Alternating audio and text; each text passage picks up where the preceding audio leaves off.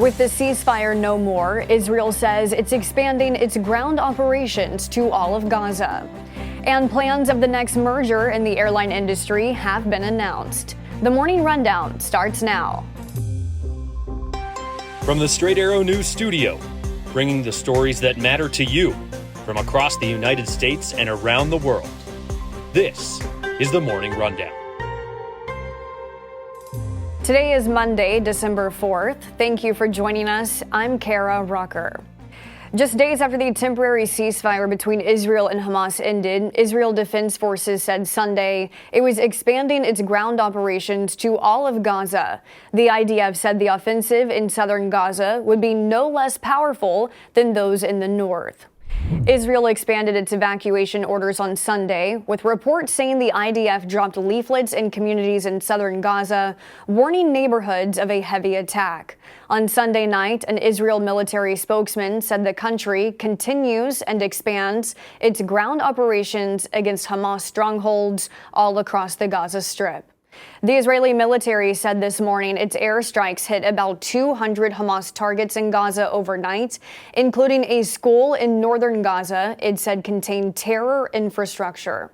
Speaking to ABC News on Sunday, National Security Council spokesman John Kirby said the U.S. is still working to get ceasefire discussions back on the table to free the approximate 140 hostages that remain in Gaza, including 8 Americans. Kirby also said Israel has been receptive to the U.S.'s message to minimize civilian casualties.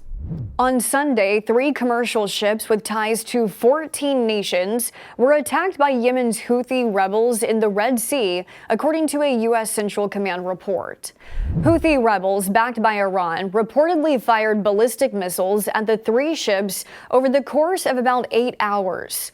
According to the report, a U.S. warship also shot down 3 drones in self-defense, though it was not clear if the warship was the target of any specific attacks.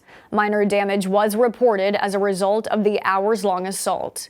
In a statement, the U.S. military called these attacks a direct threat to international commerce and maritime security. Quote, "We also have every reason to believe that these attacks, while launched by the Houthis in Yemen, are fully enabled by Iran.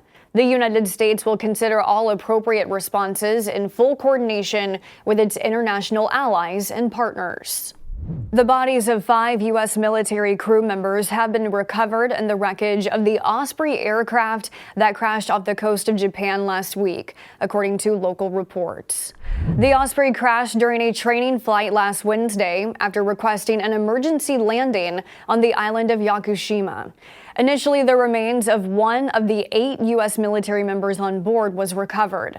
The Air Force confirmed the identity of the victim as 24-year-old Staff Sergeant Jacob Gallagher from Massachusetts.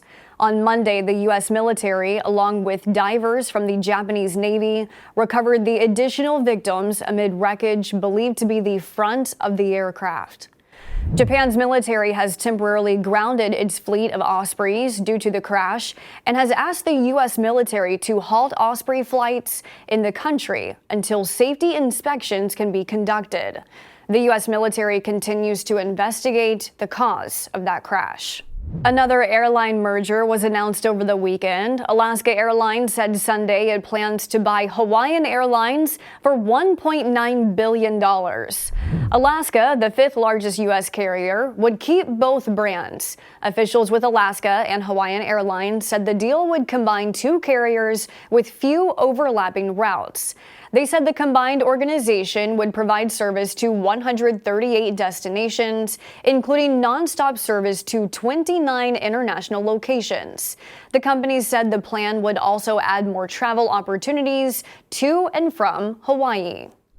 The deal still has to be approved by Hawaiian Airline investors and U.S. regulators, which could be an issue. The Justice Department is currently trying to block JetBlue's proposed acquisition of Spirit Airlines. Drivers of electric vehicles in Detroit searching for the next station to charge their car now have another option: the first wireless charging public road in America. For a few days now, drivers of certain EVs have had the opportunity to charge their cars on the newly paved 14th Street in the Motor City. Here's how it works. Rubber-coated copper inductive charging coils installed in the quarter-mile stretch of the roadway allows EVs that are equipped with receivers to charge while driving, idling, or parking. The technology was developed by Israel-based company Electrion. The company, which has similar projects in other countries including Sweden, Germany, Italy, and Norway, said the roadway is safe for pedestrians. State officials said the cost for the project is approximately $6 million. Finally this morning, for one day it wasn't politicians getting the attention in Washington, D.C., but a group of celebrities who were honored for their achievements in the arts.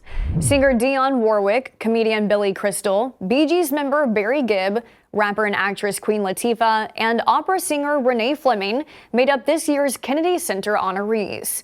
Speaking at a White House reception before Sunday evening's event, President Biden welcomed the group. A slew of guests from all corners of the entertainment industry appeared on stage to honor the stars, including actors Meg Ryan, Robert De Niro, and Kerry Washington, country group Little Big Town, and rapper Missy Elliott. The event was hosted by 2017 honoree singer Gloria Estefan. It will air on CBS on December 27th. These are your top stories for this Monday. Be sure to subscribe to the Morning Rundown newsletter to get the top stories each weekday morning. Just go to san.com/rundown to sign up. Unbiased, straight facts, that's Straight Arrow News. We'll see you back here tomorrow. Until then, I'm Kara Rucker. Have a great day.